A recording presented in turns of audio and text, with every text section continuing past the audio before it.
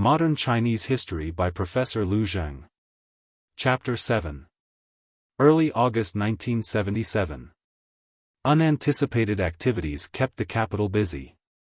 Only 2 months after Deng Xiaoping, like others, had been allowed to return to power and had just assumed his former post as vice-chairman of the Central Committee, he plunged himself into work on science and education as one of the four modernizations. Deng realized that without the foundation of science and education, the other 3 modernizations would not occur. As one of his first actions, he set up and chaired a multi-day forum on science and education in Beijing, which was attended by 33 meeting Chinese scientists and educators. The discussions quickly came to focus on the backwardness of China's education system. Deng was convinced that the successful implementation of the 4 modernizations required a thorough revamping of the education system. Based on proposals made by participants at his forum, Deng Xiaoping announced the reintroduction of the national entrance examination to all universities. The exams would be open to all students regardless of their class status and level of political activism. Just 4 months after the meeting, in early December 1977, nationwide exams were held, something that had not happened since 1962. The level of participation was unexpected and overwhelming. Some 5.7 million high school graduates showed up to compete for 270,000 places at the universities. For the first time in the history of the People's Republic of China, enrollment in the universities was based exclusively on exam results. In 1977, under Deng Xiaoping's leadership, China entered a new era that saw it initiate bold domestic institutional reforms and an opening to the outside world. The 1980s turned into a period of daring, hectic, and probing liberalization and experimentation in almost every sector of society and the economy. All this was abruptly checked in 1989, however, when a student-led democracy movement tested the limits of change and challenged the authority of the party. The movement was violently suppressed by the government. Across the ensuing decades, under the leadership of Deng's successors, Jiang Zemin and Hu Jintao, the policies of reform and opening in the economy would continue to be vigorously and consistently debated. In the period from 1990 to 2012, aggressive economic reforms created an economic miracle that was the envy of the world. At the same time, political reform was not pursued by the party state. China certainly no longer resembles Mao's China, much less a traditional Soviet-style communist state, but neither is it anything approaching a liberal democratic system with a completely free market economy. This is what has been called the China puzzle. The economy booms without clear protection of property rights, and state-owned enterprises continue to dominate the key sectors of the national economy. The administration of Xi Jinping, who assumed office in 2012, coincided with the rise of new challenges. China's development had created wealth, national pride, and new forms of diversity, but also unmediated tensions and conflicts, creating profound uneasiness and restlessness. Reform and Opening, 1977 to 1989. As in periods before, China's development from 1977 to 1989 was closely linked to changes in the international environment. China's active participation in these transnational developments changed global currents and had an enormous impact around the world, more so than ever before. With a new post-Cold War era dawning, this crumbling of existing global structures provided China with a unique chance to regain initiative both on the global stage and at home. Under Deng Xiaoping, Chinese society consistently capitalized on the opportunities generated by a changing world. Deng Xiaoping also created institutional conditions that allowed and incentivized individual initiative, performance, and risk-taking, while maintaining the overall planning system and state-owned enterprises. Of perhaps most consequence was China's opening to Western markets, especially attracting foreign direct investment into what were designated special economic zones. By changing the rules of how the state managed economic transactions and by reducing the burden of extraction, China put its economy successfully on a growth path. Toward the end of the 1980s, the limits of the model of combining market liberalization and state planning became obvious. The economy was overheating, and rampant inflation evaded government control. Social tensions fueled political protest. Students, urban professionals, and workers took to the streets demanding greater say in political participation. When tanks rolled into Tiananmen Square to suppress the revolt, the first phase of reform and opening came to an end in a blood-soaked incident that still haunts China today. 1. The global 1970s. Since the late 60s, several U.S. administrations have been thinking about how to benefit from the Sino-Soviet split. Yet harsh Cold War rhetoric and the unfolding war against communism in Vietnam had initially made it impossible to justify any rapprochement with China. In the 1970s, under President Nixon, the United States was determined to extricate itself from Vietnam. In China, Zhou Enlai saw the chance to re-establish relations with the United States. After several years of informal contact, including Secretary of State Kissinger's secret visit in 1971, China and the United States arranged Nixon's historic trip to China. When it took place in February 1972, both declared, "This was the week that changed the world." The two sides agreed in the Shanghai Communique of 1972 to normalize their relationship. The transformation of China in the mind of the American public from communist menace to quasi-ally made it politically possible for Nixon to negotiate a face-saving withdrawal from the war in Vietnam.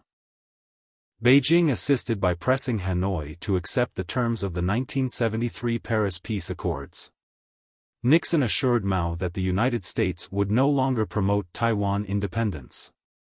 Nixon's meetings with Mao Zedong and Zhou Enlai created a geopolitical dynamic that Western strategists called the strategic triangle, because only China had the strategic importance and diplomatic flexibility to act as a swing player. It could play a more influential role than such traditional powers as England and Japan. This strategic triangle made China, the weakest of the three countries, the greatest beneficiary of their relationship. China was saved for the first time from both US and Soviet attacks. The United States was no longer seen by China as a threat and could plausibly be regarded as a protector against whatever Soviet threat still lingered. Japan also moved quickly to establish diplomatic relations with China. Diplomatic recognition was also achieved between China and the European Community in 1975. China was favored by the United States because its pragmatic approach to socialism was considered preferable to the Soviet Union's more orthodox and much more threatening stance. This stance had the potential to evolve into a liberal society over time. As a result, the United States was willing to extend favorable policies, for instance, lower tariffs, more to China than to other countries. From this time on, relations with the United States played an outsized role in Chinese foreign policy. The United States, as the largest economy, opened its doors to China's products and made significant investments, facilitating China's economic development. 2. China after Mao. Inside China, the years between the end of the Cultural Revolution and the start of reform and opening were marked by uncertainty. The senior members of the CCP, who had suffered greatly during the Cultural Revolution, all had a common interest in ensuring that political relaxation and a strengthening of inter-party democracy constituted a policy that answered this general wish. Hua Guofeng immediately succeeded Mao Zedong as chairman of China's Communist Party. It became clear that the support of most of the population and the leadership of movements such as the Cultural Revolution and the Great Leap Forward had virtually disappeared. To many in China, the Cultural Revolution had proved the risks of popular mobilization as a means of social reform and economic development and discredited leftist dogmatism as a political direction.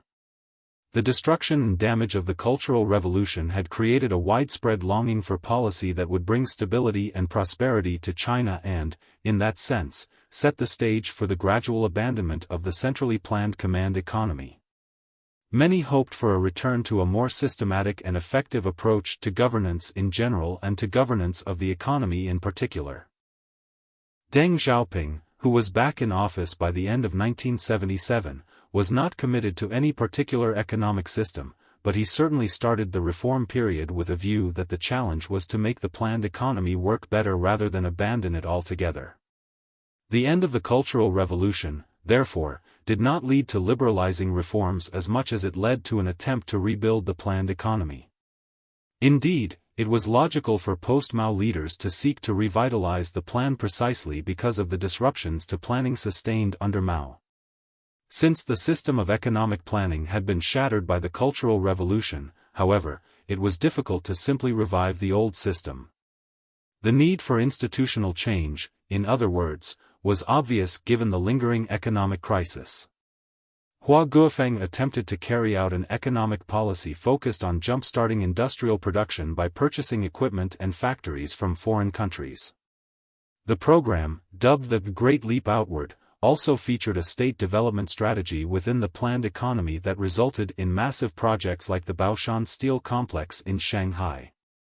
After the program failed to produce the intended results, in 1977 to 1978, when a few counties in Anhui and Sichuan were facing food shortages, local authorities permitted peasants in these areas to divide communal land among private households for cultivation, reintroducing individual household farming while keeping the land under collective ownership. If the peasants fulfilled certain quotas of grain delivery, they could keep anything they produced beyond the quota. The successes of those rural reforms in a few locales unleashed desires for more reforms in other regions and other spheres of economic life. The era of economic reform thus began. 3. Creating the reform era. Meanwhile, Deng Xiaoping was already maneuvering to replace Hua Guofeng. To consolidate power, Deng had to weaken the position of his main rival, Hua Guofeng, and his supporters. Deng Xiaoping made a great effort to restructure official doctrine and to transform the radical and revolutionary party into a reform-oriented and pragmatic one. His goal was to establish a non-Maoist reform program and build political legitimacy for his own reform agenda. In 1977, Hu Yaobang, then vice president of the Central Party School, started an internal publication, Theoretical Trends, which published articles calling for the emancipation of thought. In May 1978, the article Practice is the sole criterion for testing truth was printed in the journal and reprinted in other major newspapers such as Guangming Daily, People's Daily, and PLA Daily. The idea that practice, not political ideology, was the sole criterion for testing truth met with overwhelming support. This campaign enabled Deng Xiaoping to promote a pragmatic and critical understanding of Mao Zedong's thought. Deng officially favored pragmatism and realism over ideological correctness and revolutionary zeal. After removing ideological obstacles to reform, Deng and his supporters sought to replace the current political leadership, which had committed itself under Hua Guofeng, with reform-minded leadership ready to implement necessary policy changes. From that moment on, economic development became the overriding quest of the party, to which all other objectives were subordinated. Deng also selected advisors and officials who shared his emphasis on economic development and who were willing to experiment with new ideas and approaches. To this end, a central working conference of the CCP was held in the fall of 1978 before the third plenum of the 11th Central Committee in December. At the conference, Hua Guofeng was pressured into conceding the mistakes of his policies. On December 13, 1978, at the third plenum, Deng Xiaoping gave a powerful and widely acclaimed political speech titled Liberate Thought, Seek Truth from Facts, and Unite to Look Forward. The conference also unanimously decided on major personnel reshuffling engineered by Deng. Hua was effectively stripped of his powers, although his period as chairman formally ended only in 1981. The third plenum was a watershed event in China's political, economic, and social development. The leadership formally announced the ethical change of policy from Mao's class struggle to economic development. Deng became the de facto head of the party and was now able to embark on the reform and opening that would lay the foundation for China's rapid economic development in the following 3 decades. The reforms also brought changes to the political system. Deng Xiaoping believed that to reach higher levels of the party, cadres had to prove their effectiveness at lower levels. He also thought that leaders should retire at a certain age. A new mechanism was created to periodically and peacefully renew and upgrade political leadership. With rare exceptions, officials would spend no more than 15 years at a given rank unless granted special dispensation. They would retire from government and party posts at a fixed age, which, depending on their rank, would fall between 55 and 72. For top leadership positions, time in office was limited to 2 5-year terms. The Standing Committee would meet once a week, and the full Politburo once a month, to pass on major decisions taken by these leading groups and improves readability with proper punctuation placement throughout. In 1981, the Sixth Plenum of the 11th Central Committee officially issued a resolution on certain questions in the history of our party since the founding of the People's Republic of China. The resolution fundamentally approved of Mao's historical role but asserted that he made leftist errors after 1958. Among his errors, the resolution mentioned the Great Leap Forward but especially pointed to the Cultural Revolution. On this, it said, chief responsibility for the grave, left, error of the Cultural Revolution, an error comprehensive in magnitude and protracted in duration, does indeed lie with Comrade Mao Zedong. In the summer of 1984, Deng Xiaoping began using the term socialism with Chinese characteristics, a striking but ambiguous phrase. It permitted stretching the acceptable ideological agenda to pursue market-oriented economic policies that improved living standards. A more systematic theoretical framework eventually began to emerge only at the 13th Communist Party Congress in 1987. At this Congress, Zhao Ziyang introduced the theory of the primary stage of socialism in an attempt to provide a new theoretical basis for economic reform and development. Zhao asserted that the reform still intended to uphold socialism and that the goal of achieving a higher stage of socialism remained in place, but that it might take as long as a century to reach that state. The Congress also decided on a policy of one center and 2 basic points. The center was economic growth, and the 2 points were reform and opening, as well as adherence to Deng's 4 basic principles put forward in 1978, the socialist road, the dictatorship of the proletariat, the leadership of the Communist Party, Marxism-Leninism and Mao Zedong thought. These basic principles were meant to define the limits of what could be done under the banners of reform and opening. A basic starting point for the reform and opening period was to establish better relations with other major countries. Along with the opening policy came the new buzzword Guocheng, literally meaning, connecting tracks with the outside world. Deng Xiaoping was convinced that China under Mao had made grave mistakes in antagonizing neighboring countries and isolating itself. China's economic development depended on easing tensions with the world's leading nations. Unless it connected to the world and opened itself to an influx of foreign trade, technology, and knowledge, China could not be modernized.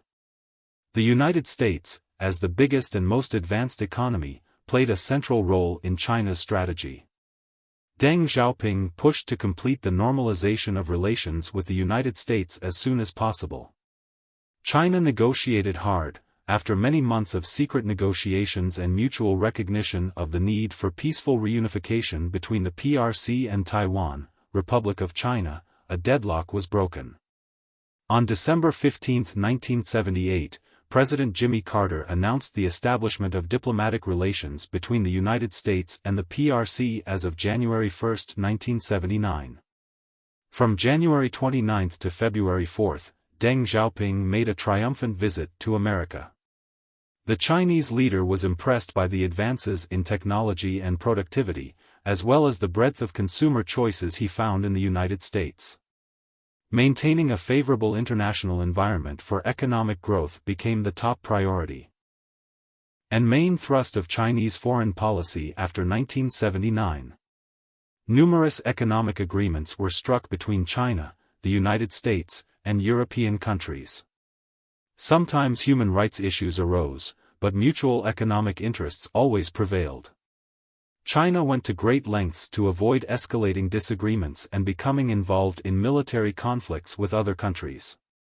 China favored secure world markets, opposed trading blocs, and worked to ensure open access to foreign markets and foreign sources of energy and other commodities. China also actively collaborated with international organizations and supported international agreements governing trade, finance, non-proliferation, public health, and environmental policy. China adopted its reforms gradually and incrementally during this period, extending and expanding ongoing changes.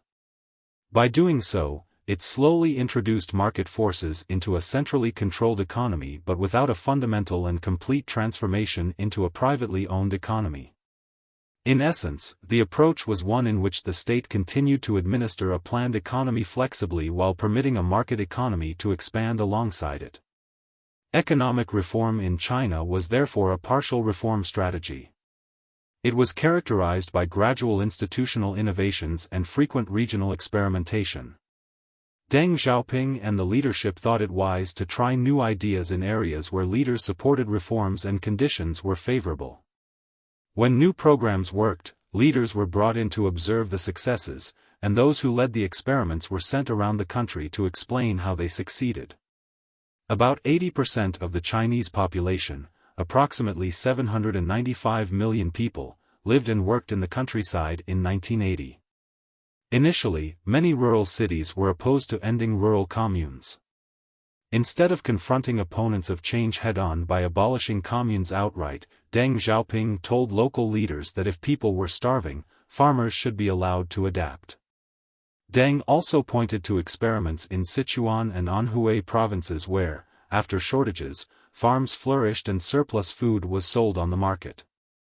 Deng invited journalists to report on these successes. Within a year, most of the country chose to phase out communes. By 1982 to 1983, decisions were made to enforce decollectivization across the entire country.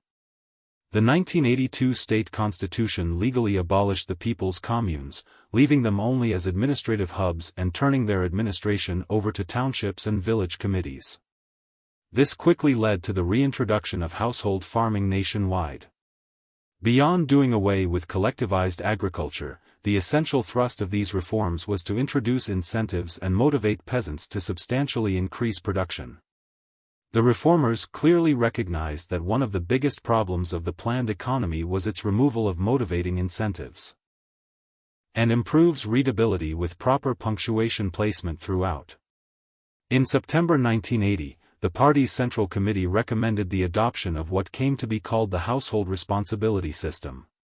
Under this system, the government began to introduce a form of rural contracts that came to control commercial transactions between rural producers, the state, and collective agencies responsible for agricultural inputs and outputs.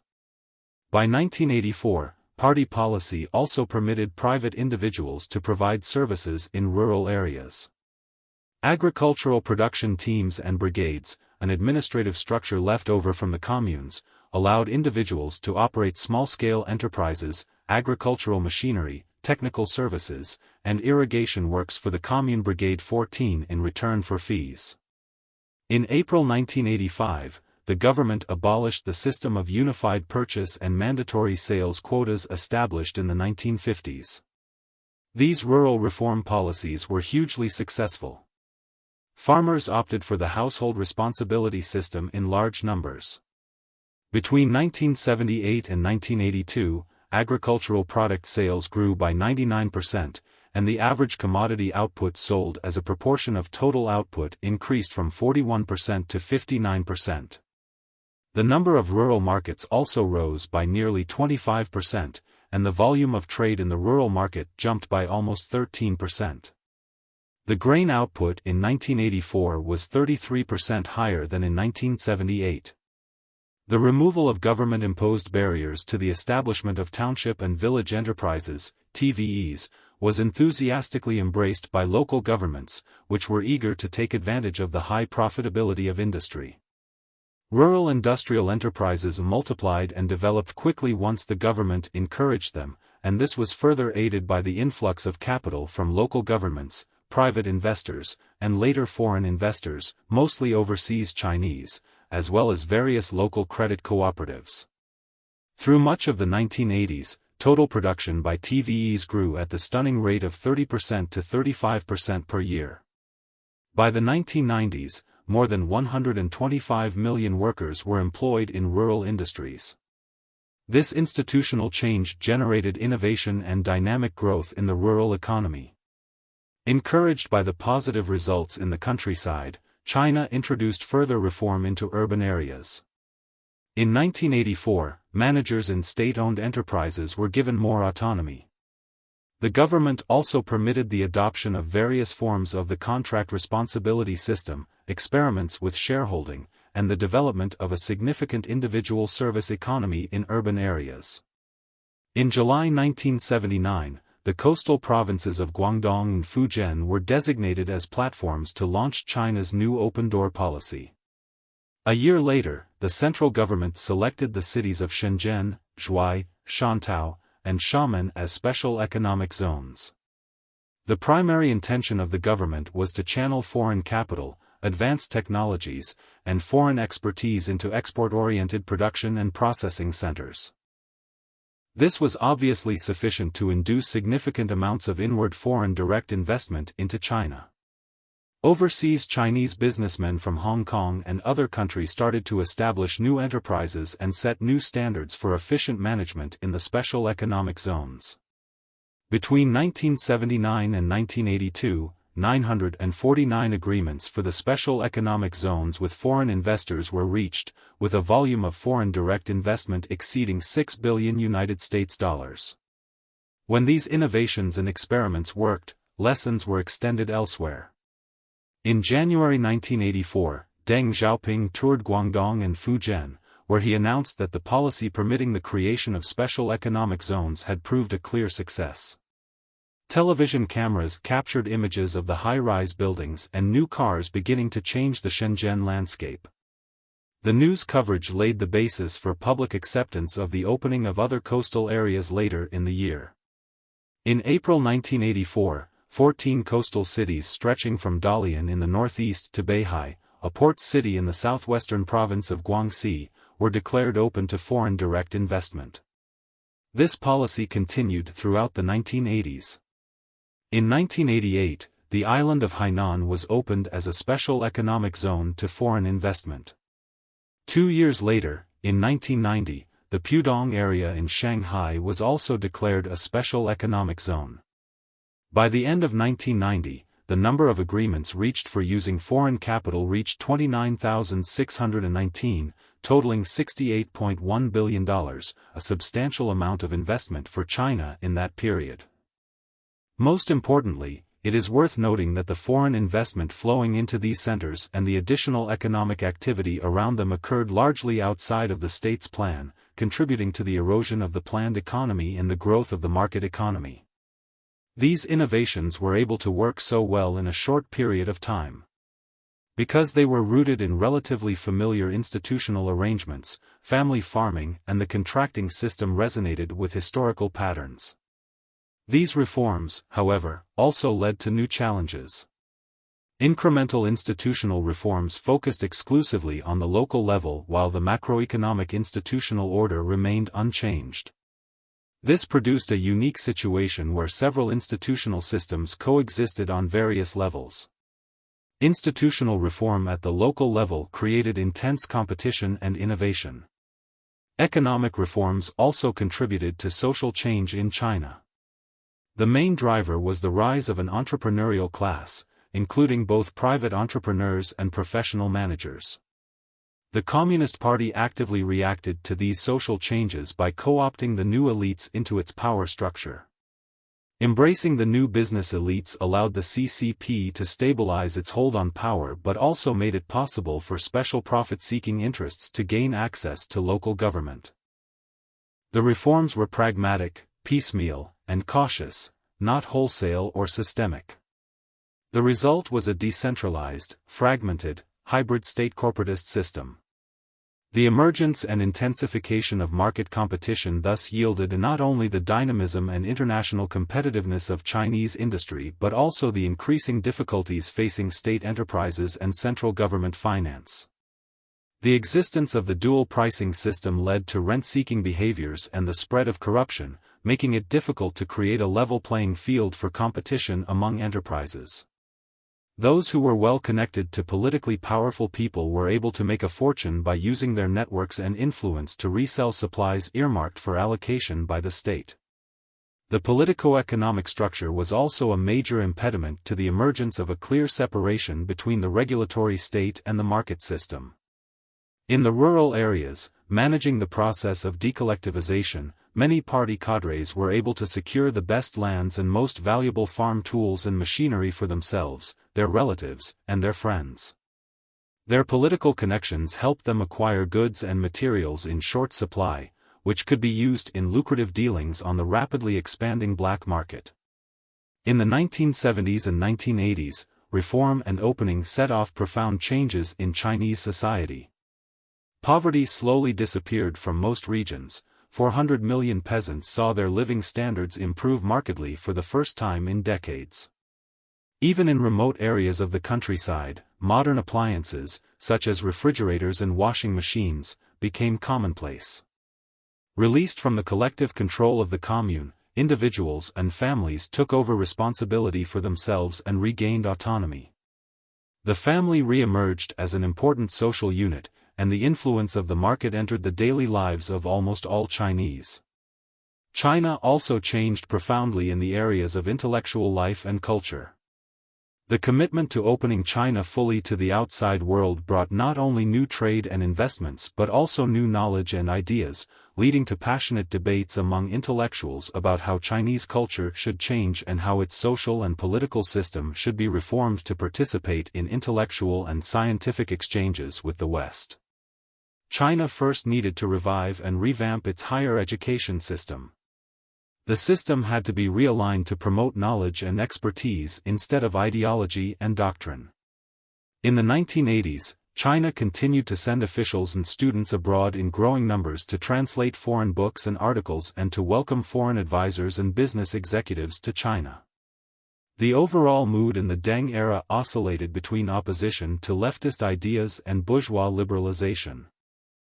Deng followed a middle course and attempted to build political consensus by rejecting the Cultural Revolution's emphasis on class struggle.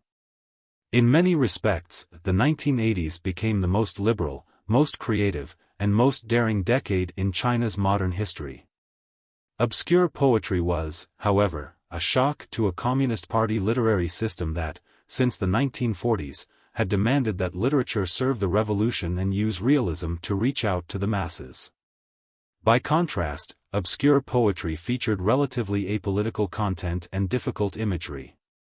This new literature struck a chord with millions of readers, especially intellectuals who were agonized by the Cultural Revolution, and delivered an urgent plea for political, social, and cultural change.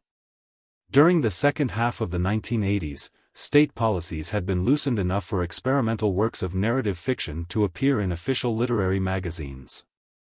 As the 1980s wore on, China's intellectual establishment became diverse and pluralistic. There were intellectuals who had only minimal attachment to the state and felt alienated from politics. They initiated a movement they called the New Enlightenment, whereby groups worked to carve out a public space independent of the state and free from interventions by the authorities. The most important of these New Enlightenment groups gathered around book series and journals. The Tour the Future book series, for example, and the Shanghai-based World Economy Herald, which daringly discussed China's political and economic reforms, had a circulation of 3,000 copies in its heyday. These publications replaced the old standard communist media and became bestsellers, wielding great influence over public debates. Together, these groups and publications fueled the cultural fever of the late 1980s, epitomized by the 1988 television series River Elegy. The series' content was a sweeping and dramatic critique of the deep structures of Chinese culture. The documentary suggested that rescue could come only from opening up to the world and fully embracing Western institutions and values, including markets, enlightenment, and democracy. It is easy to see the makers of the program rejecting the legacy of Maoism by pointing to historical trajectories in favor of the new Western-oriented policies of economic reform. Liberalism became the mainstream intellectual discourse in the 1980s. With the end of the Cultural Revolution, Chinese political and intellectual elites marveled at Western cultural, material, and technological achievements that were seen to originate in the spirit of the Enlightenment. Their previous belief in the supremacy of socialism was shattered and replaced by admiration for the liberal aspects of Western culture and society. The genuinely reformist faction, headed by Hu Yaobang and Zhao Ziyang, was opposed by skeptical conservative hardliners, resulting in a partial paralysis at the top of the leadership. In January 1987, Deng Xiaoping had Hu Yaobang fired from his post as the CCP General Secretary, claiming he harbored sympathy for calls for democracy and had not dealt firmly enough with dissent in Chinese society. His successor was Zhao Ziyang, the premier, who was also sympathetic to political reform. He worked with a number of academics and think tanks in Beijing, whom he had asked to conduct studies on the possibilities for gradually reforming the political system inside and outside of the CCP. A growing number of people considered political liberalization and reform to be important topics. Much of the energy of the anti-spiritual pollution campaign in 1983 and the anti-bourgeois liberalization campaign in 1987 was aimed at attacking writings and ideas connected to political liberalism, which orthodox Marxists in the party considered to be bourgeois and dangerous. In 1988, reforms in the monetary sector led to a serious loss of macroeconomic control, triggering an inflationary crisis that affected the entire society and could not be brought under control. Inflation and widespread corruption aroused a great deal of public dissatisfaction and contributed to the protests that were about to erupt in 1989. The 1989 Beijing student movement was the largest spontaneous protest movement for political change and democracy since the founding of the People's Republic. Students from universities located in the Beijing area started the movement on April 15, 1989, upon learning of Hu Yaobang's sudden death. Gradually, this commemoration of Hu Yaobang's life turned into a spontaneous, fragile political movement with a set of demands that also started to attract sympathy and support from the urban population. People's Daily published an editorial inspired by Deng Xiaoping's denunciation of the movement as a turmoil manipulated by a small handful of people with ulterior motives. When 100,000 students took to the streets on April 27 to protest the editorial and gained the support of tens of thousands of additional citizens, it represented an unprecedented challenge to Deng and other leaders in Beijing. The students also asked for a face-to-face meeting on equal terms with party leaders. Meanwhile, a few students started a hunger strike on May 13 to make more radical demands for political freedom and, above all, for democracy. Protests now spread to hundreds of cities, with millions of urban citizens taking part in demonstrations all over China. Support came from within the party as well. The party was apparently deeply split on how to understand and handle the protests. The hunger strike was an impressive success in mass mobilization by the students, with millions of citizens out on the street supporting the students against the government. The CCP faced determined resistance to its rule. The protest also interrupted the Sino-Soviet summit in 1989, with most of China's top state leaders now deeply antagonized. On May 20, the government announced martial law. And crossings all blocked by citizens, old women, and children camping in the streets, the army was stopped in the suburbs, unable to enter Beijing. Dan Sheng and Premier Li Peng were horrified by the broad public revolt against state and party power. They were convinced that the defiance could not be accepted, or else the situation in Beijing and other cities would spiral out of control. On June 3, the army entered Beijing once more. The troops were met with resistance again, but this time, with clear orders from the government, they opened fire on protesting residents and students. In the early morning hours of June 4, the soldiers forced their way through Beijing toward the square, leaving several hundred dead and thousands wounded. With this massacre on the world stage, the government eventually stifled the democracy movement, but the party's order to open fire on unarmed young students caused widespread outrage inside and outside China. This unprecedented movement temporarily deepened the rift within the party. Xiao Zong, then the party's general secretary, opted for negotiation with the students, whom he declared to be patriotic. He tried desperately to convince Deng of the necessity of adopting an accommodating line, but Deng did not accept compromise.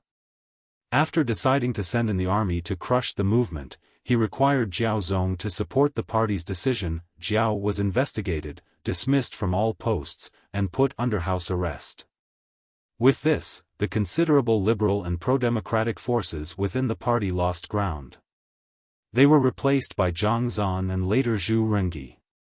The new generation of leaders shared two qualities: they had been major leaders of the reform in big cities during the 1980s, and they prioritized stability when facing popular protest. With that, the inner party split was resolved, and political reform was no longer discussed or advocated within the party.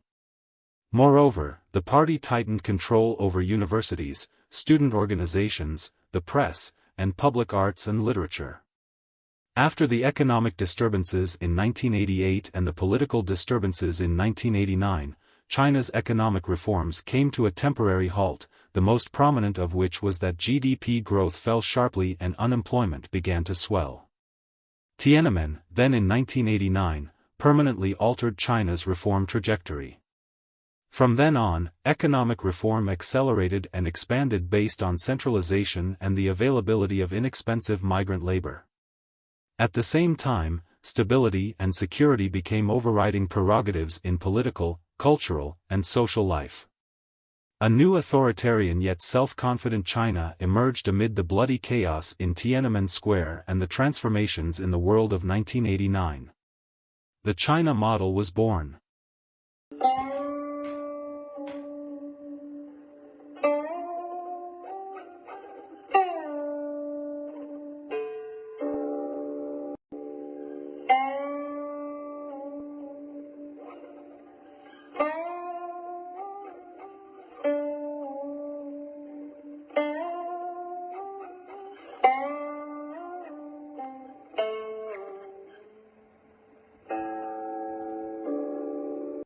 在本节目结束之前，如果您感到满意，请订阅本频道。